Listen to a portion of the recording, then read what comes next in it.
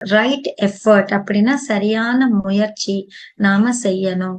நம்ம லேசியா இருந்துகிட்டு நாம செய்ய வேண்டியது செய்யாம நாம பாட்டுக்கு இருந்துட்டு நமக்கு எதுவுமே அமையல அப்படின்னு நாம நினைச்சுக்க கூடாது. இது நல்லது அப்படின்னு தெரிஞ்ச பிறகு நாம எஃபர்ட் வைக்கணும், நேரத்தை கொடுக்கணும். அது எல்லாம் எதுவுமே கொடுக்காம நாம எதுவுமே நடக்கல அப்படின்னு நாம நினைக்க கூடாது.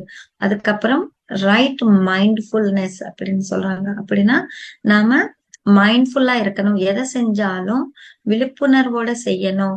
அந்த பிரசன்ட் மொமெண்ட்ல இருந்து செய்யணும். மைண்ட் எங்கேயோ வச்சுட்டு நாம செயல்படக்கூடாது. சோ எப்பவுமே புத்தர் மைண்ட்ஃபுல்னஸ்ன்றது ரொம்ப அற்புதமா சொல்லுவாங்க. அது என்னன்னா, eat while you eat, walk while you walk அப்படின்னு சொல்றாங்க.